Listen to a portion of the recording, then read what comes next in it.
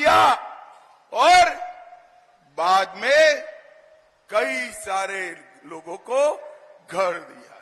अब तक मोदी जी 3 करोड़ गरीबों को घर दे चुके हैं। तीसरी बार प्रधानमंत्री बना दो और 3 करोड़ लोगों को घर देने का काम नरेंद्र मोदी जी करने वाले हैं। भाई और बहनों, मैं यहां आया हूं तब स्वर्गीय महादीपक सिंह साक्य को भी याद करना चाहता हूं। महादीपक सिंह जी यहां से 6 बार सांसद रहे, जिन्होंने एटा की सेवा करी और आज उनके आशीर्वाद से ही भाजपा यहां तक पहुंची है। भाई और बहनों, मैं आज अखिलेश जी को कहना चाहता हूं कि भैया आप जातिवाद कर रहे हो, ये तो मैं समझ गया, मगर आपको जाति में भी आपका परिवार ही दिखाई पड़ता है।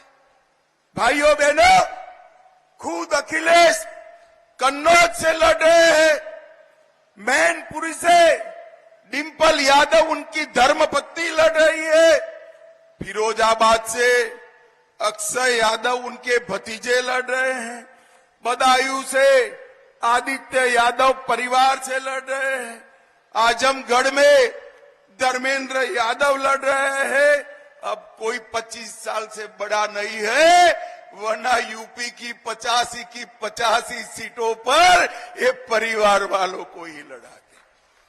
भाइयों और बहनों, नरेंद्र मोदी जी ने जातिवाद और परिवारवाद को समाप्त कर यहां पर गरीबों का कल्याण का यज्ञ चलाया है। हर गरीब को अपने जीवन स्तर को ऊपर उठाने का काम नरेंद्र मोदी ने किया।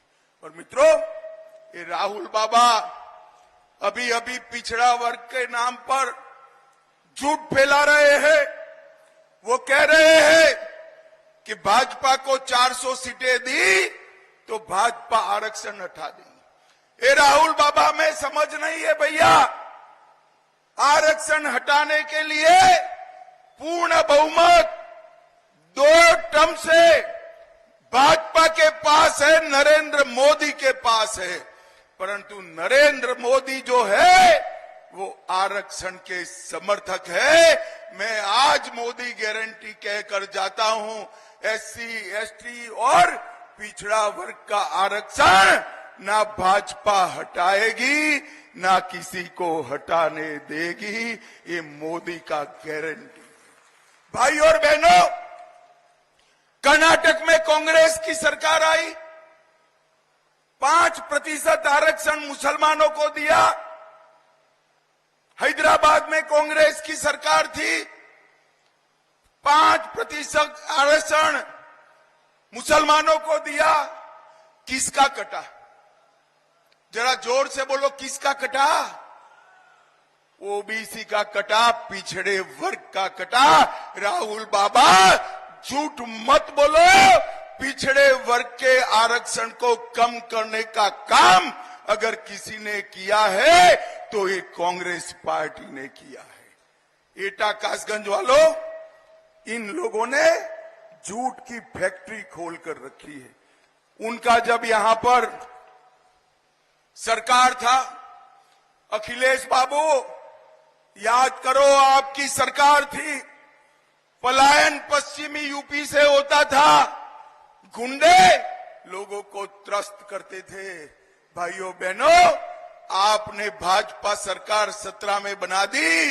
योगी आदित्यनाथ के शासन में लोग पलायन नहीं कर रहे हैं, गुंडे पलायन कर रहे हैं, गुंडे पलायन कर रहे हैं। भाई और बहनों, Purvanchal expressway, Bundelkhand expressway, Gorakhpur link expressway, Ballia expressway, Ganga expressway, ये सारे एक्सप्रेसवे बनाकर मोदी जी ने यूपी में रोडों का जाला बनाया।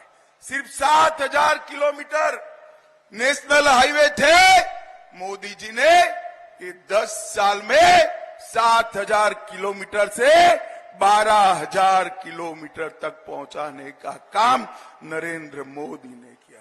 भाई और बहनों, 9 एयरपोर्ट बन चुके हैं, 12 निर्माणाधीन है और एशिया का सबसे बड़ा एयरपोर्ट जेवर में बन रहा है।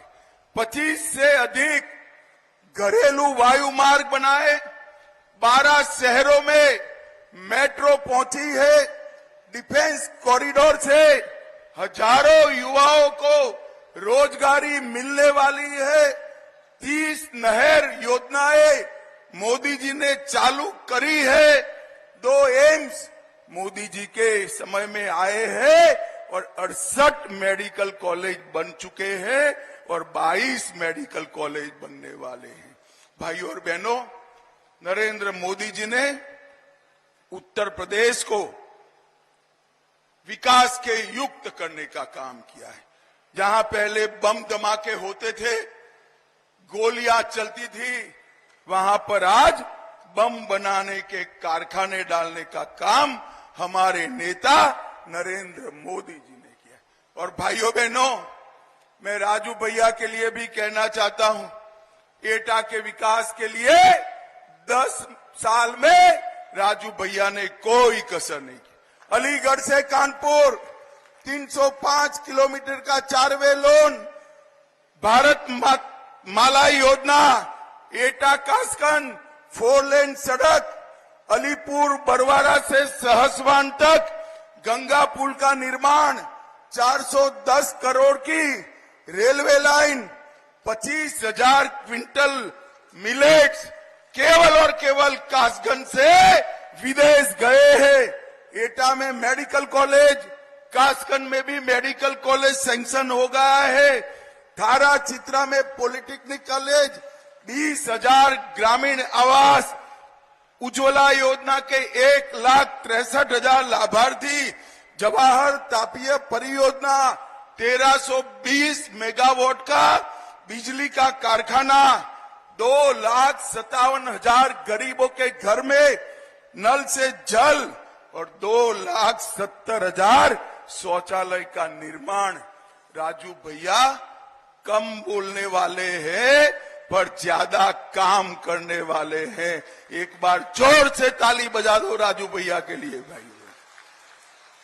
और मैं आज एटा कासगंज वालों को कहकर जाता हूं, ये राजू भैया को सांसद बना दो, उनको बड़ा आदमी बनाने का काम भारतीय जनता पार्टी करेगी। भाइयों और बहनों, मैं आज 2 चरण का चुनाव होने के बाद यहां आया हूं। मैं 2 चरण का परिणाम बता दूं। जानना है एटा वालों, 2 चरण में क्या हुआ है? जानना है? अरे जोर से बोलो, जानना है? कहीं बताना मत तो बताऊं जोर से। 2 चरण में मोदी जी ने सेंचुरी से ज्यादा सीटें जीतने का काम कर दिया है। और एक घमंडिया गठबंधन साफ हो गया है। अखिलेश बाबू, ये 2 शहजादों है, राहुल और अखिलेश इकट्ठा आए हैं, अब तक तो उनका खाता भी नहीं खुला है, शायद तीसरे चरण में भी नहीं खुलेगा। मैं आपको कहने आया हूं भाइयों और बहनों, हमारे राजू भैया को प्रचंड बहुमत से जिताना है। राजू भैया के नाम के सामने कमल का निशान है। आप कमल के निशान पर बटन दबाकर जो एक वोट राजू भैया को दोगे, वो हर वोट नरेंद्र मोदी जी को प्रधानमंत्री बनाने के काम